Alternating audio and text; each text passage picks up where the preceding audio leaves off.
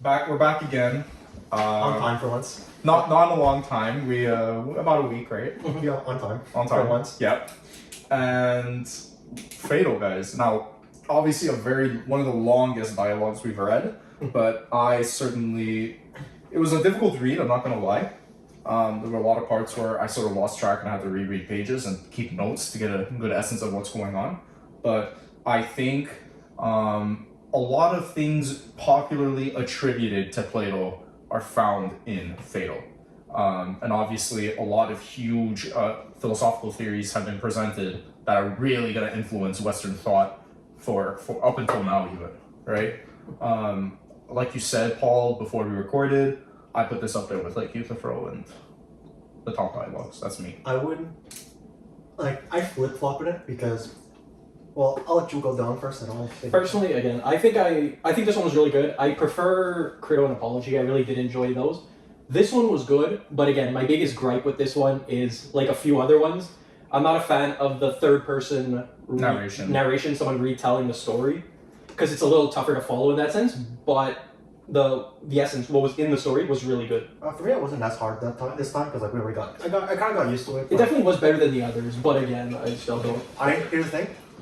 If I was born 2,000 years ago, or even 1,000 years ago, this would be my favorite one.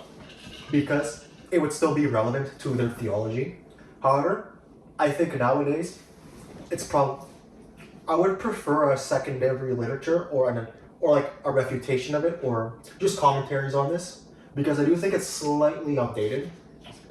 Well, obviously, like, it is from 2000 No, it's 2000. No, but it's like... I said slightly outdated. Yeah. Which... It's very impressive for work 2,500 years ago. Yeah. But I would still recommend reading it, but I would still put it below Credo and Apology. But what makes Plato so important, though, Paul, is yes, we're going to look at other philosophers, but a lot of their writings are refutations or agreements with Plato. Oh no, I would say yeah.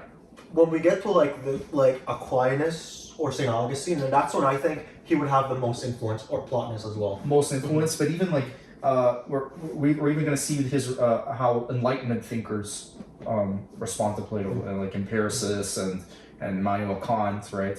We're definitely going to see that coming into the future. But when people say that Plato is the father of Western philosophy and father of Western thought, this is what I mean.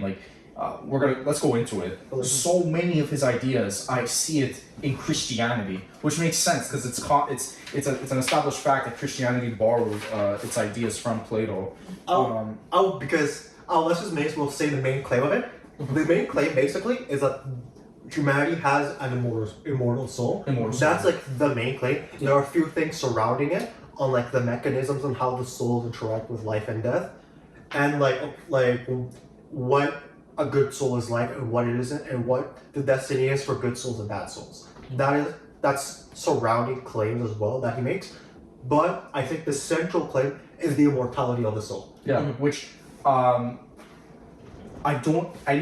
which I believe wasn't even a common popular thought at the time, because Socrates comes against Cebes and Simmias, who reject his idea. So either Plato himself is thinking of refutations, either this happened, right, but highly unlikely, right, or Plato's thinking of these refutations himself, or Plato's been hearing these refutations around Athens and is reacting to them. So I think there's a good chance that this was not just common thought that Plato is repeating. This is his own thought.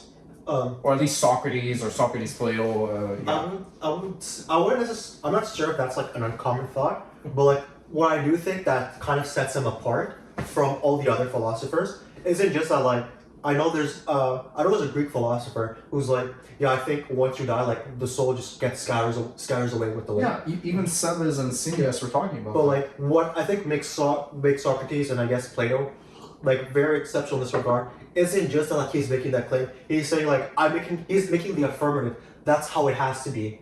That's why the soul has to be immortal. And that's what a lot of the dialogue is about. So not only does the soul exist, but the soul is immortal. And that's how it has to be. They all with all the Greek philosophers, there's always a presupposition of the soul. Like it may as well be like gravity for them. Yeah. Like and that's like they're going on the assumption like, okay, yeah, here's a soul. How does it work? Like that's a lot what you mean. So like that they don't if you read any of the dialogues, no one actually says, hey, can you prove there's a soul? No one ever makes that. Like that's no one makes that question. They always have that presupposition. So like if you're wondering in our modern lens, like, do we really have a soul or something like that? Like that's a presupposition for them. Yeah. But like I guess we may as well go with the main scenario on why that question came up. So like this is literally the day that Socrates is dying. Yeah. Like and then you have Crito, you have Simonius, you have Cebus. I think Phaedo. you have like a few people who are like Except Plato. not He was Plato. sick. He was sick or something. Which is weird that Plato wouldn't include himself in this dialogue. I believe he included himself in Apology. He was in Apology in the crowd, but he didn't show up to the exclusion. But like they're really all just there to like just accompany Socrates on his last day because like if Crito he already went on his big tangent. I'm like, yeah, this is why I'm staying until I die. So they're not even bothering to argue. So like if you want to you should chronologically read this after Crito because I think you would enjoy it more. But what they're really asking is like, why aren't you scared that you're dying? Like yeah, because not only is he not scared that he's dying, he wants to die. He wants to die. Well, it's not. I wouldn't necessarily like. And but they distinguish that from that in suicide. It's more like he just doesn't see a problem with dying. Like he just kind of just sees that like as a next step of life. Like that's like I think we can go given what we've read, we can make the assumption that's just like another step of being. Yeah. So he just says, okay, well, I'm just not worried about that. They're like, okay, why? He's like, well, like if you read the apology, he's like, okay, in the case I'm wrong, my soul will be scattered away in dust. But like I don't think that. He thinks that like my soul is immortal, and then he goes on. Then he starts with like one of the surrounding claims I said. Where like, okay, well, once I die, I'll go meet in like I don't know. I'm gonna go with the gods. I'm gonna go with the gods. He doesn't say Elysium, but like yeah, that's what we can infer. Like I'll be in Elysium. I'll be basically in their form of heaven, or philosopher's heaven. Well, basically, like it starts with like Socrates composing verses and poetry. He even mentions Aesop as well. He then states that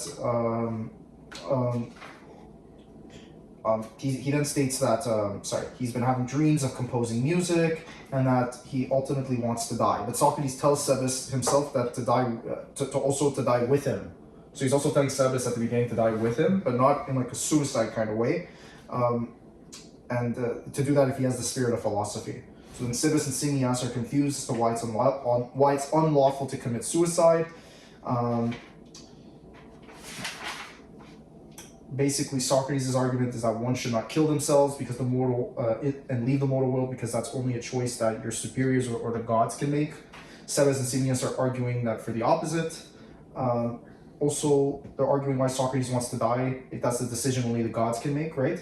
Socrates' defense is that he should be grieved by death if it weren't for the fact that he thinks he's going to other gods who are wise and good and to leave to better men than those left behind in this world. So again, like it's this hatred of the mortal world, almost hatred of the mortal world, and this desire, this glorification of the other side that is so present in Christianity, at least in like the high Middle Ages. It's I see it like so blatantly, and then he has the desire to prove to Simonius and Cebus that the real philosopher has reason to be of good cheer when he's about to die, and that after death he may hope to obtain the greatest good in the other world. And is that when he would start going on like different conceptions on how the soul can be manifested through life and death, or is that yes? Do you remember how it is? I remember it, but like, do you want to say it if you remember it? I remember bits and pieces. I definitely remember he discussed. He was discussing how like the philosophers, when it comes to death, when they're trying to understand the soul, the idea is the senses are not involved. Like you want to figure out what the soul is, but then the senses corrupt you. The senses corrupt you. Yeah. So like, right, like was it like lust? He talks like all the emotions that corrupt you, that kind of distract you from your path of finding your soul.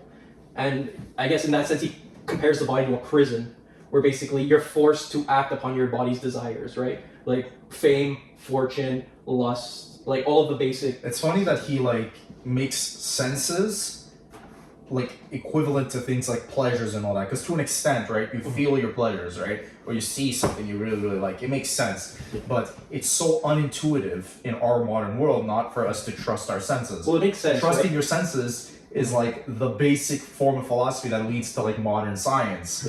But you have Socrates here refuting that completely, saying no, you should not trust that. Your soul is your soul is your soul, and you gotta break it free. It's like he's making that distinction between like our animal brains, you could say, and then like our higher level thinking. Yeah, like I think a lot of it has to go on the conception of the soul, because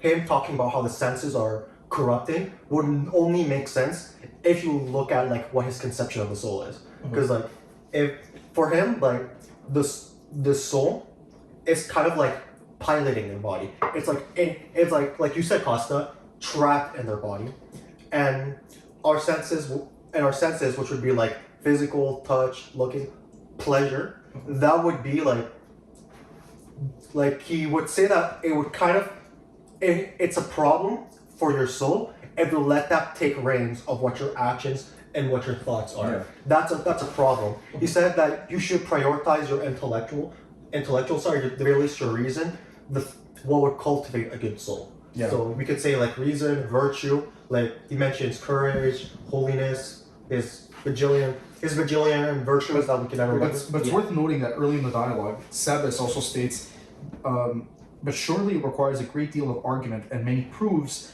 to show that when the man is dead, his soul yet exists and has any force of intelligence. So even at the beginning, Sebes is actually questioning whether a soul exists, period. And then Socrates is like, are not all things which have opposites generated out of their opposites? I mean, such things as good and evil, just and unjust. And I want to show that in all opposites there is a necessity, a similar alternation. I mean to say, for example, that anything which becomes greater must become greater after being less. So going to that opposites thing, that's how they could be interrelated. Socrates states that if there's opposites, there's also need to be intermediate stages in order to get to those opposites.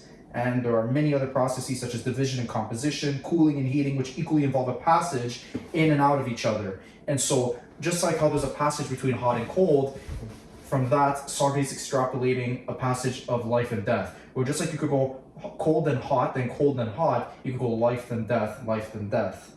Sort of like a cycle, right? Because he's arguing that a person dies, they have a soul, the soul goes back to another form, they start out as a baby, live out their life, right? And it's like it's like a Buddhist sort of nirvana, like being born, or like Hinduism, Reincarnation.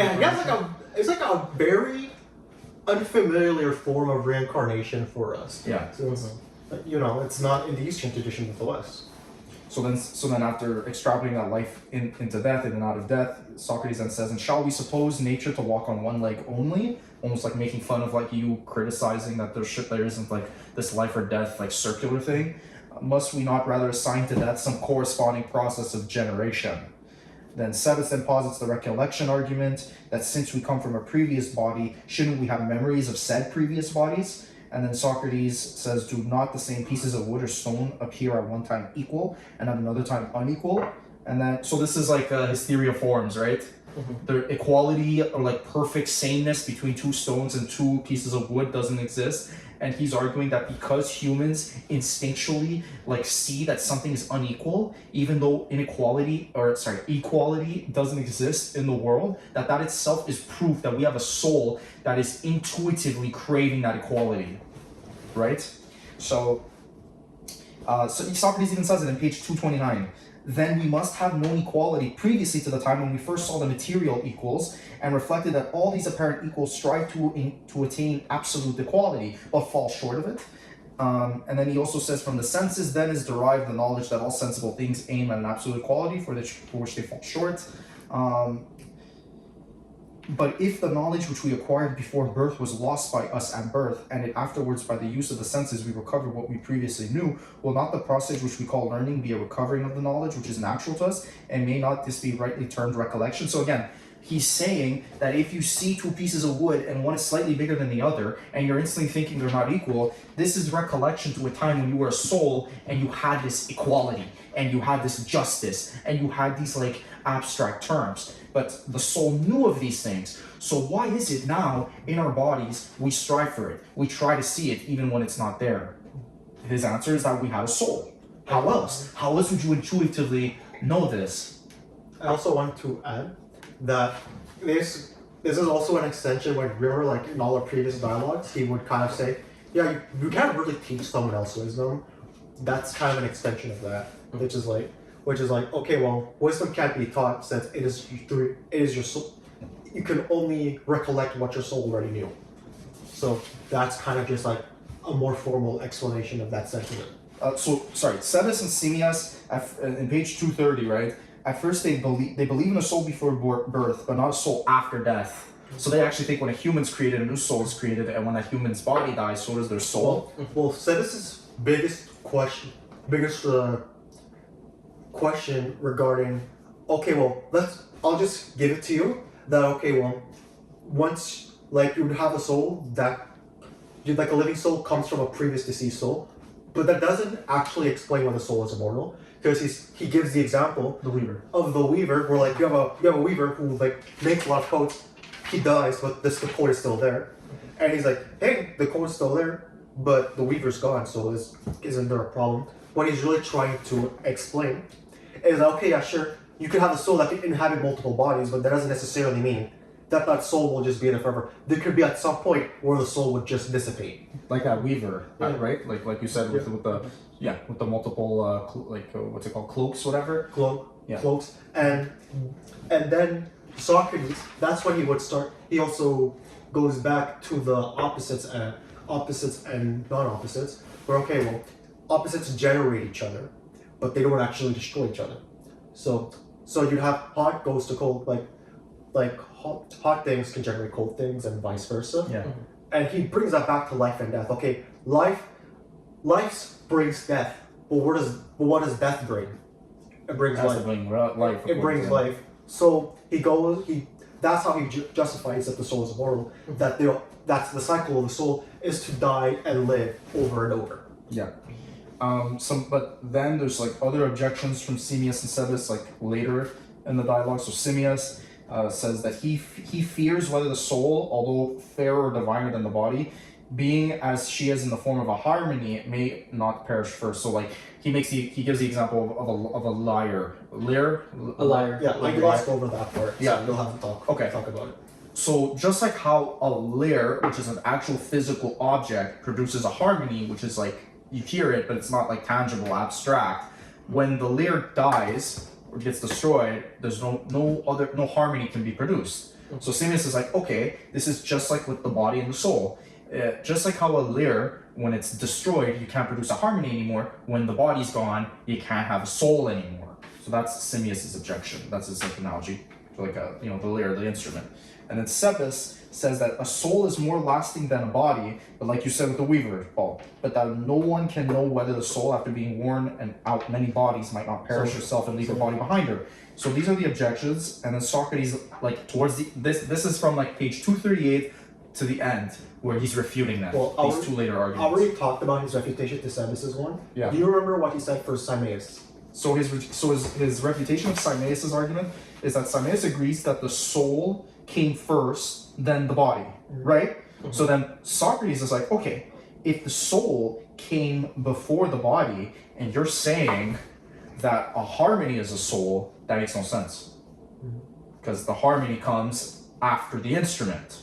So if you agree that a soul comes first before the body, again, going back to the theory of forms and recollection argument that he presented earlier, that they both agreed on, which is why they both preface that they believe a soul is present at birth or in the body or whatever. It's just after death what happens. So if the soul comes first, then the body, and you're saying that the soul is like a harmony, that makes no sense, because the harmony is always going to come after the instrument, which is the physical object. Whereas you're stating that the abstract soul comes before the physical body. So that's how he refutes Simmias. It's like, one criticism I will give to Socrates is that he says that we have souls because your body stinks and it sucks to have these senses, but at the same time, he's using senses, i.e., looking at two unequal pieces of wood, looking at two dissimilar pieces of stone.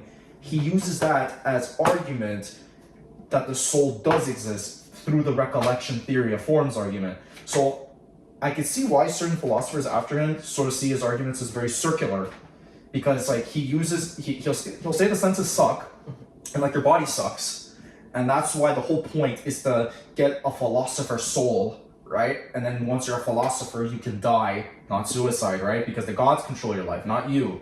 But if you die naturally, then you will get ascended to like their version of heaven, right? Or paradise. But at the same time, if the senses are so terrible, why are you therefore then using the senses as a way to gauge something to prove a point? Do you guys know what I mean? I see. That could be, that's definitely what I think is a criticism with this argument. I think what he would probably say in that regard is like, yes, while I am using the senses, I'm not using the sense there itself, but I'm using my soul in order to make a judgment regarding the sense data. You're not using the sense data itself, but like using that like second degree, if anything. But what about pleasure, right? Which Socrates talks down on, right? He doesn't like when somebody gives into their pleasures, right?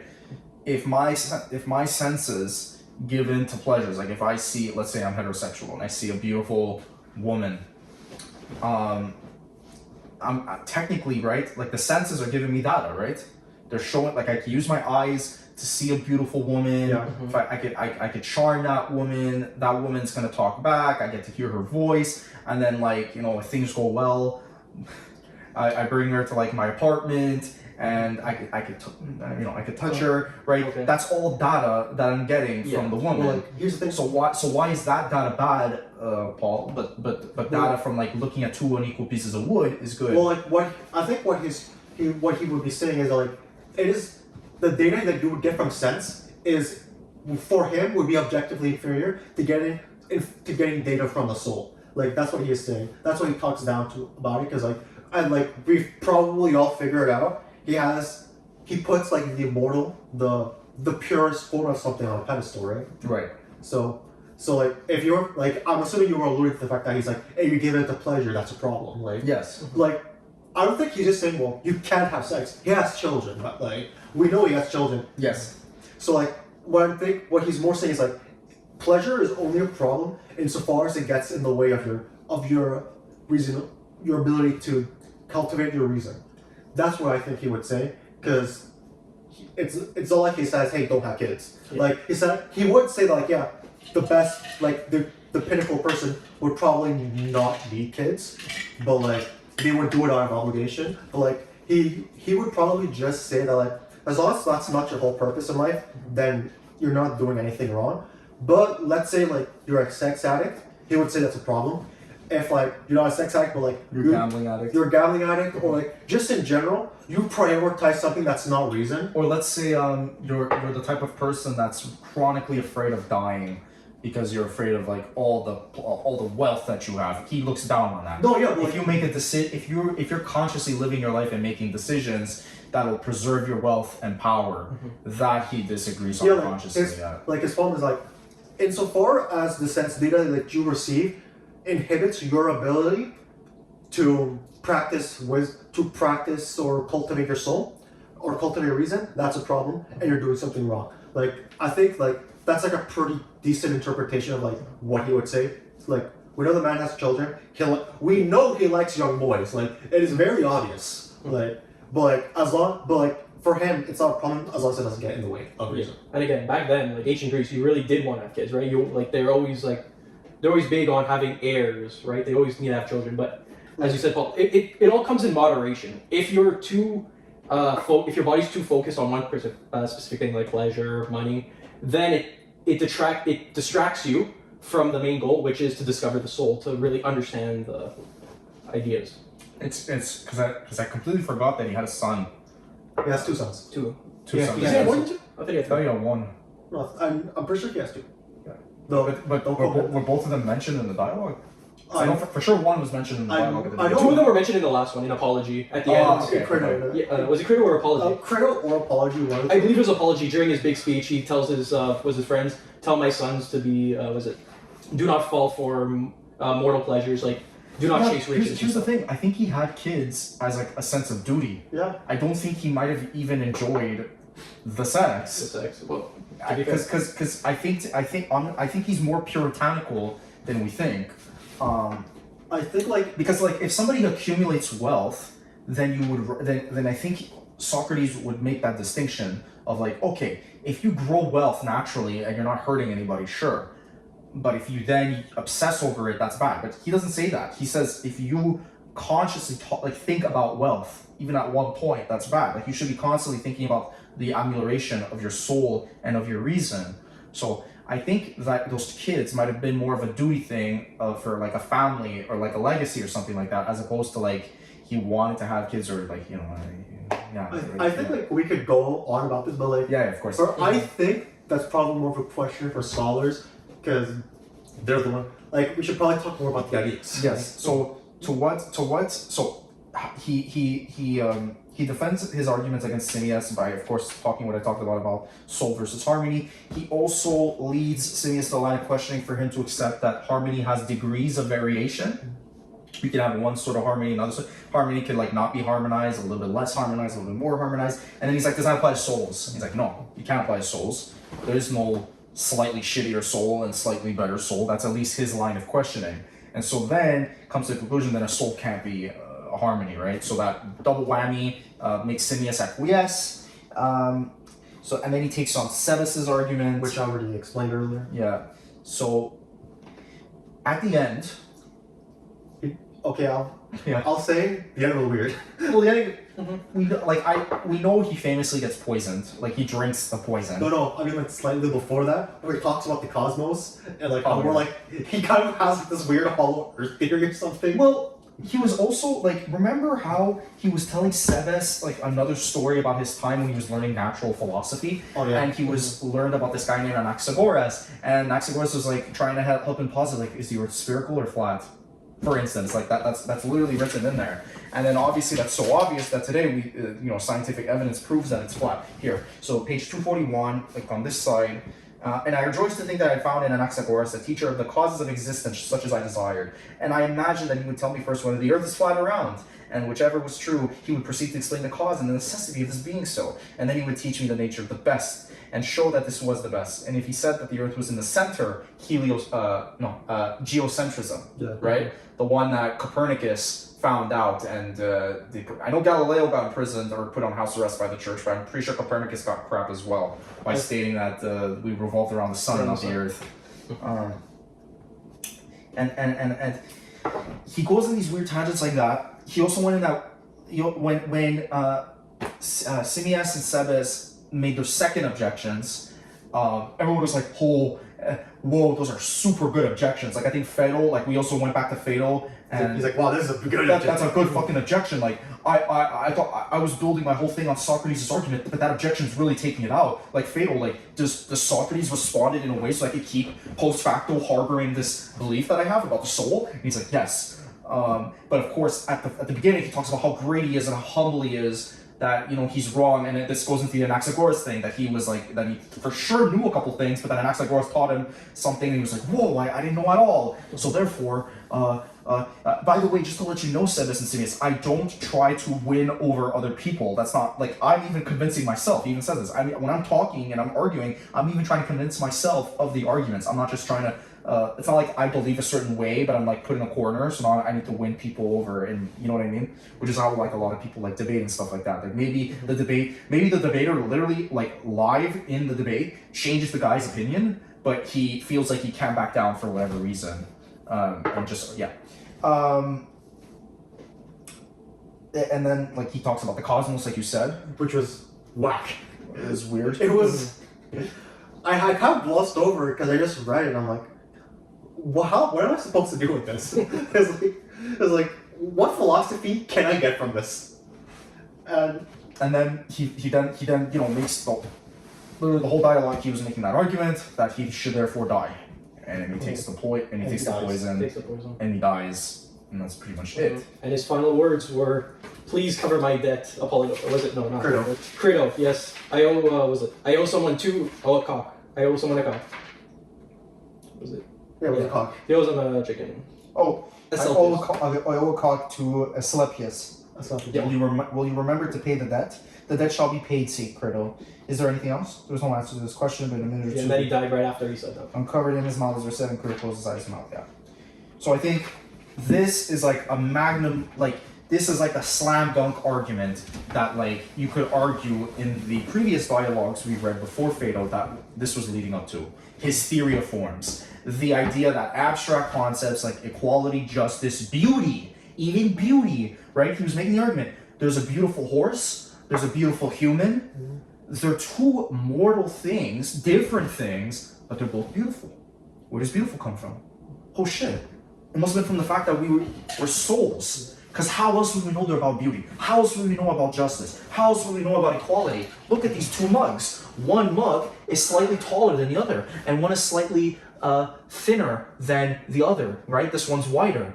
Whoa, how do we know this? We know those are mugs, and we're trying to get to equality, a form of equality. Like, whoa.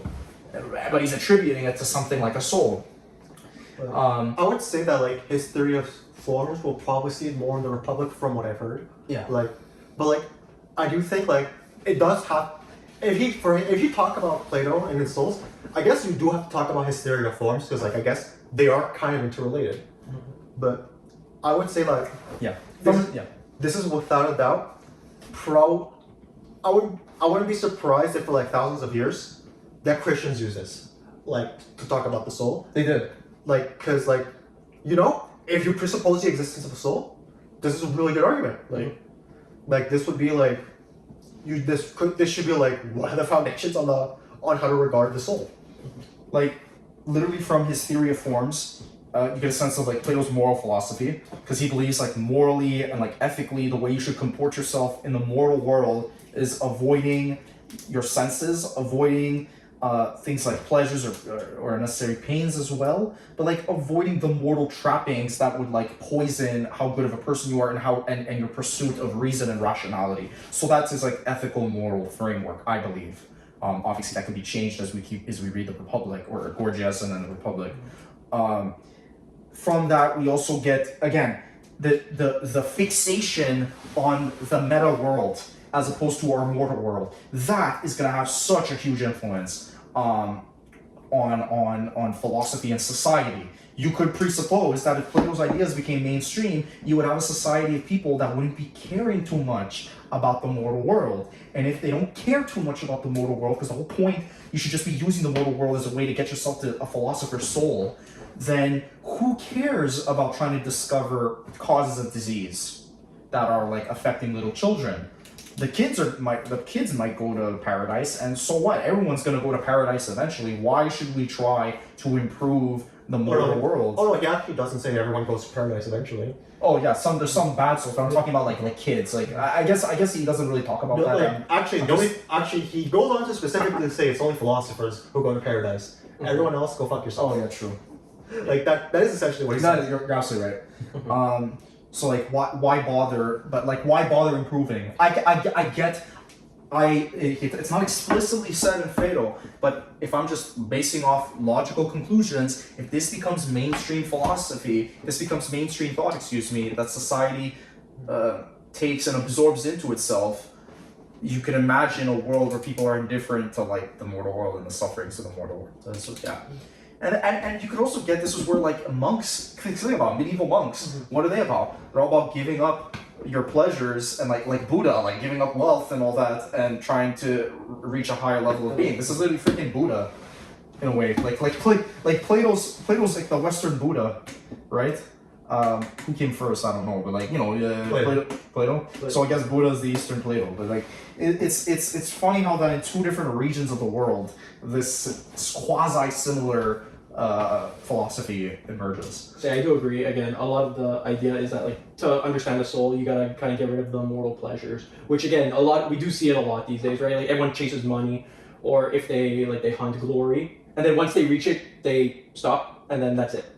when obviously he's saying, what do you call it, Socrates, Plato, I guess you could say, is saying, well, let's look for something more than that. We don't need the money, we don't need the fame or anything. We just need to look for higher, right?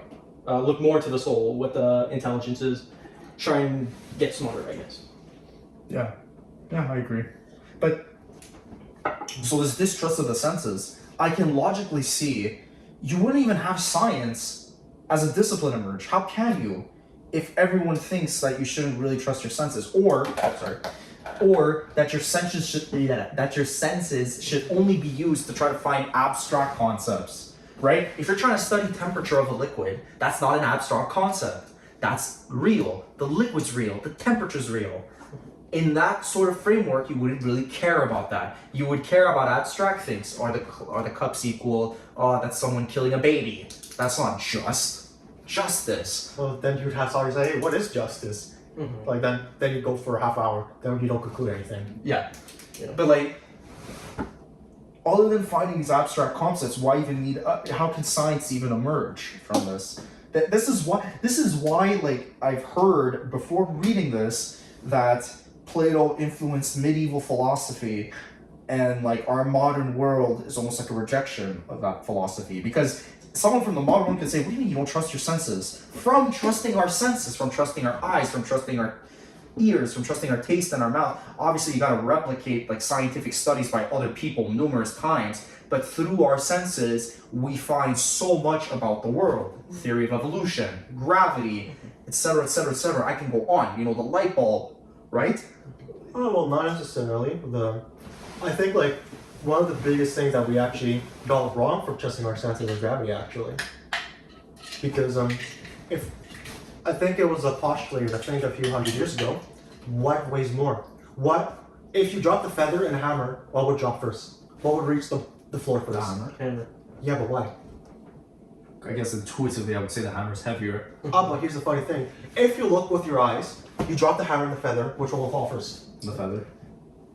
Which one will Would fall hit the floor? It would be the hammer. Which one will hit the floor first? Hammer. Okay, but why? It's heavier.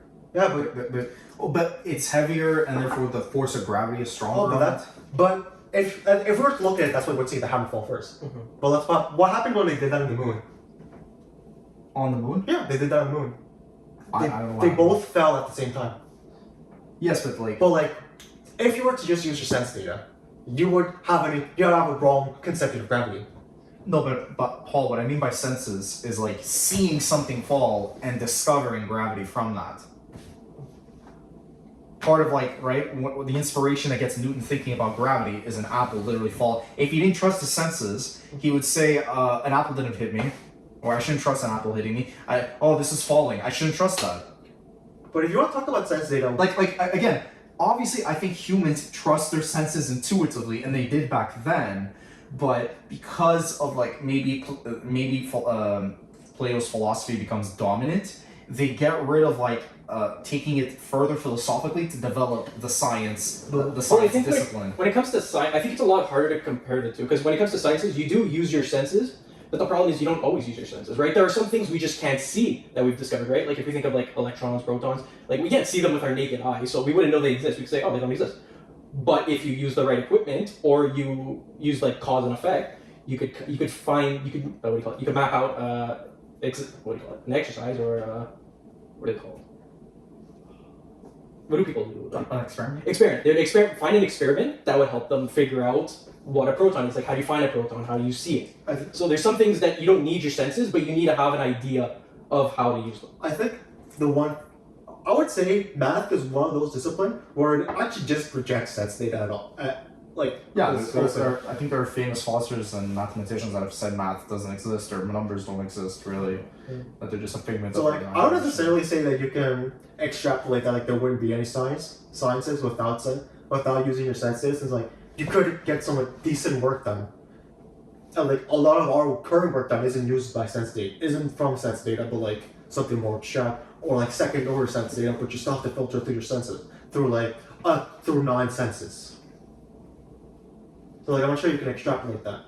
Do you guys want to go into some criticism that you have about Plato/Socrates? Yeah, like I think I made the criticism like that sense argument a bit. he doesn't like.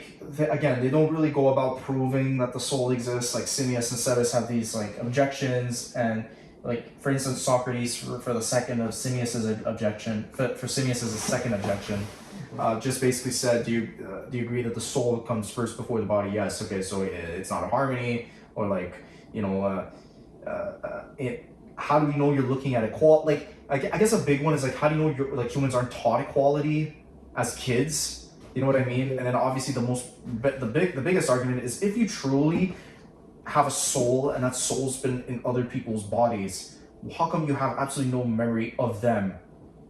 Sure, he uses recollection for like equality, but like I'm talking about specific memories. Like you have your like that doesn't. I think that what doesn't you would roll. say, you're not recollecting your previous bodies. You're recollecting what the soul saw through the soul senses, not through bodily senses. And then if Socrates said that, Paul would say that, okay, but how do I know that's true, and you're not saying that post facto? No, but it is one of those things where like they just assume the soul exists. That is not something. That is not something they see that they have to justify of existing. They presuppose it. It's like presupposing a straight line is straight, or gravity, or like Gravity is like we are walking on the earth. That's like the kind of thing. That's the level of thing they are presupposing for them. So like obviously in our modern lenses, like we would be like, yeah, you have to prove the soul exists, but like they're just like, no, we don't, because we're just presupposing it. Yeah, and that's the biggest thing, where he even says, like in multiple stories we've read of his, like again, he uses his own reasoning to try and figure out why the way the world is, like in this one, the soul, and then again, he doesn't know. And he says that multiple times in the other ones, I don't know. These are what I think. This is how I perceive it. But again, at the end of the day, I don't know. And that's why when he was rebuked by, was it Simmias and Cebes, again, he said, I don't know. Again, like, I'm not going to create these fictitious things and argue that it's not that way, that you guys are wrong, because I just don't know. So you guys have awakened me. I see things from a different perspective. I'm okay admitting that I'm wrong. And we've seen him do it in almost every single story, where he just says, I don't know. We should just learn together. There is one argument that I do think is extremely flawed, and that's his opposites argument. Because he says, okay, well, opposites kind of generate each other, but like that, even if we presuppose if we were to presuppose that's true for the material world, why would we presuppose that for a metaphysical world? That is a big jump that he would have. That I think he needs more justification to make. But not only that, Paul, because we actually see in the physical world a liquid, let's say, going from hot to cold, right? Well, if we're extrapolating that into the mortal world, shouldn't we technically see a body resurrect, not its soul? Like you don't see it move and then go into another soul, go into like a baby before it's born. Let's say, like that to me would be the fair comparison, right? If we're because like hot and cold, you can see the liquid, you can turn it hot, it's hot now, turn it cold. And the liquid is still, it's not like the liquid is becoming a soul now. Or let's say you evaporate the liquid, right? You could actually, if you keep the liquid vapor and solidify it, it becomes ice. And if you liquefy it, or it becomes water again, right? Whereas you can't really do that with life and death, right? If the proper comparison, tell me if I'm wrong, guys. The proper comparison would be if somebody dies and then you resurrect them, right? Well, I It guess would have if to be the same like well, form. if they resurrect into another body, that would be the case. But I guess if we're excluding the soul from the conversation, then that would make sense. But again, he also said there's like a middle period, right? Like between hot and cold, there's still like the middle period from hot to cold.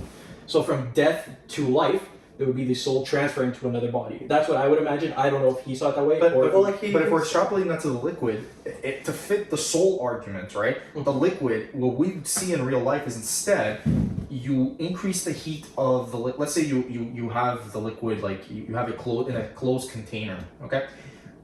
You turn in like a beaker, let's say, it's closed, so it can't escape. So you turn the heat on, it heats up. Eventually the heat gets so much like it evaporates, right? For his argument to work, that water vapor, which is contained within a beaker, would have to travel into another beaker and become liquid again. That's what he like you know what I mean? Well, like, that's what he like if he because he's saying it's like a soul. So like, okay, let's say a person dies and that person's soul goes into another human, right? Then for water, if it evaporates, the water should just reappear into another beaker. Well, like no, what I think he would say is that the soul isn't material. water is. So like they don't have to. So are we doing an unfair comparison?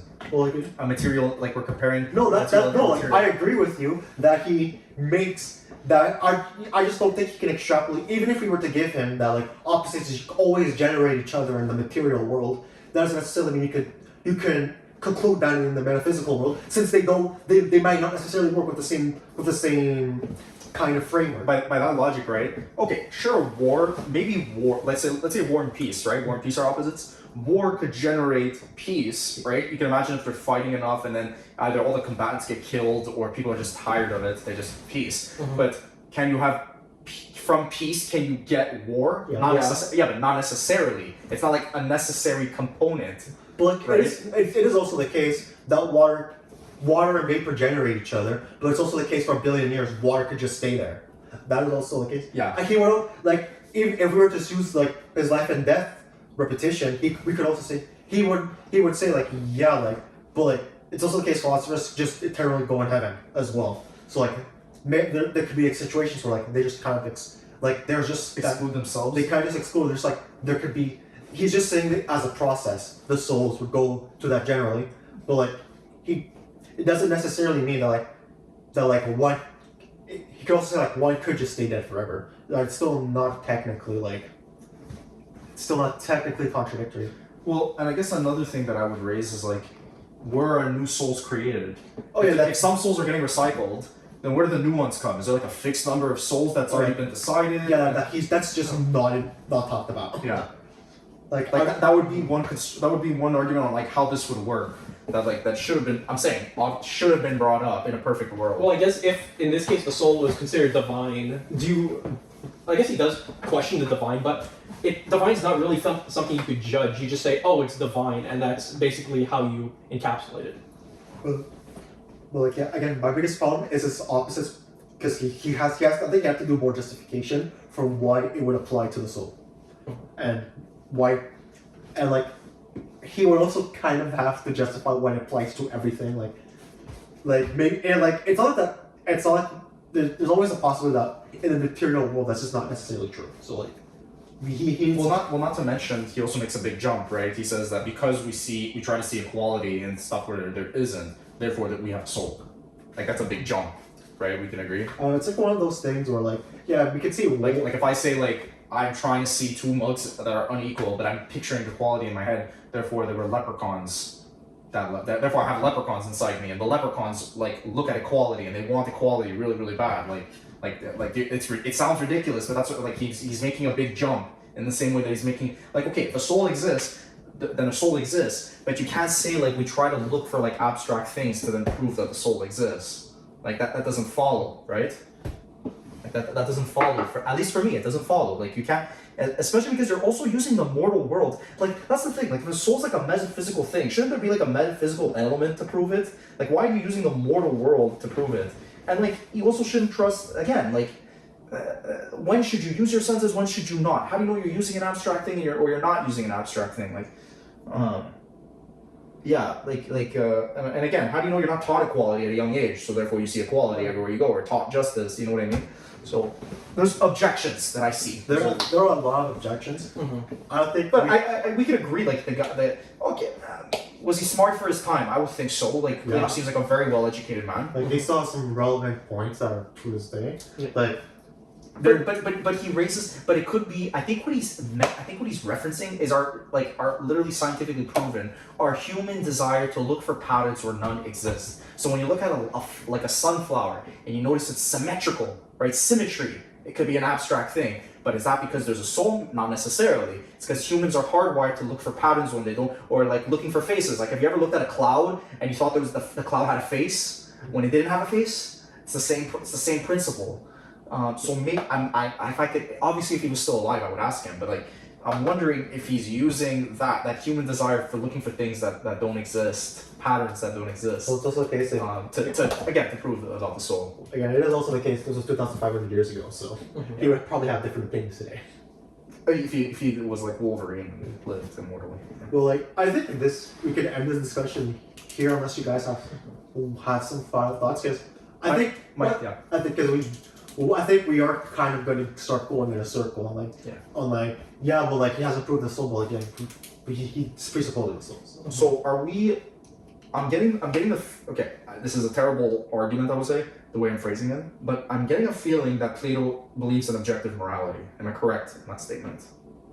He would have to. You have to, right? Because he's presupposing that metaphysical elements exist, that there's abstract things like equality, justice, beauty. So there would also have to be. So morality is abstract. So he would also presuppose that there's an objective moral but also he believes in the gods too.